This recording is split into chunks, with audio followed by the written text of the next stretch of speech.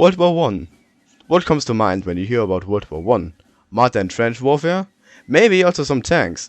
But all of that is boring as hell. Let's talk about some infantry mortars. We will also get into a lot of specs in this video, so if you don't like that, well, I guess leave. But keep in mind, there's also going to be some history coming up as well.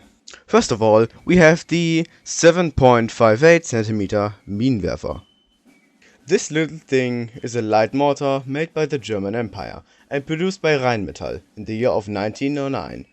And there were no additional variants aside of the 1916 Neue Art variant. We will talk about that later. The 7.58 cm Minenwerfer had a mass of about 150 kilograms or 324 pounds. And the barrel length of about 23.5 centimeters or 9.3 inches, which is about the length of this plush rabbit I found on the web. The 7.58 cm Minenwerfer was supposed to be manned by a 5 to 6 person crew. The Minenwerfer used a 4.6 kilogram or 10 pounds and 2 ounce shell with a caliber of around 75.8 millimeters or 2.98 inches. The entire system was mounted on a platform carriage, which made it possible for it to have from plus 45 to plus 78 degrees in angle with a traverse rate of 7 degrees per second. The Minenwerfer was equipped to fire 45 rounds a minute with a muzzle velocity of 90 meters per second or 259 feet per second.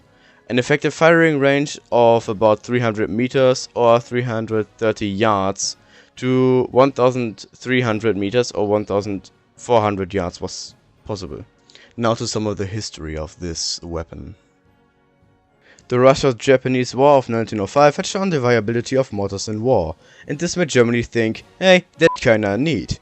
And they developed the Minenwerfer, which literally means a mine thrower, by the way. They were initially designed to be used by engineer units to assist in siege warfare. The Leichter Minenwerfer, or LEMW for short, was a muzzle-loaded and rifled mortar piece with hydraulic cylinders on each side to reduce recoil. In 1916, a model called Neue Art was fielded. The Leichter Minenwerfer Neue Art included a circular ring platform which gave the mortar a 360-degree traverse possibility, and it was fitted with a longer 42 cm or 16-inch barrel, and it could be used in the 0-degree range for direct fire. Changing the carriage resulted in the mortar being viable as an anti-tank weapon, and later a flat track carriage was designed that allowed the mortar to be functional the same way as field artillery. Now off to the next one, and I absolutely love the names like these because they are so nice and long. The 9.15 cm Leichter Minenwerfer System Lanz was a light trench mortar designed by Heinrich Lanz from the year of 1914 to 1915 and was produced from 1915 to 1918. It was primarily used by Austria-Hungary and the German Empire.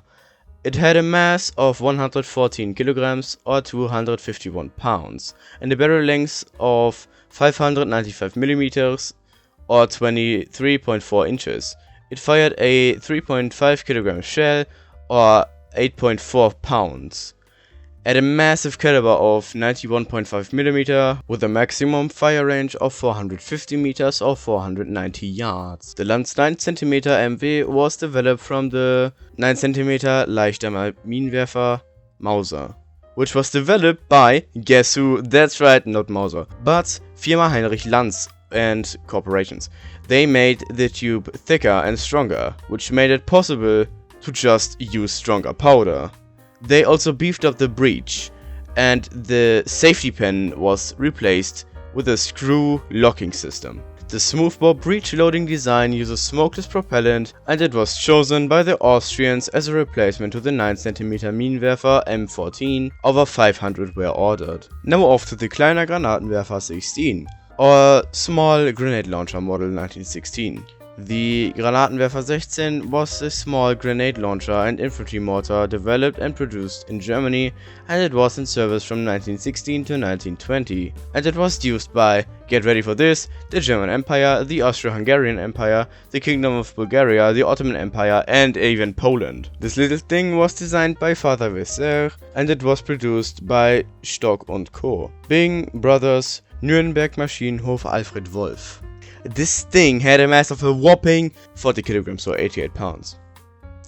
It had practically no recoil and could be fired from plus 14 degree up to plus 85 degree with a traverse angle of 80 degrees left and right with a fire rate of about 4 to 5 rounds per minute at an effective range of 460 meters or 500 yards.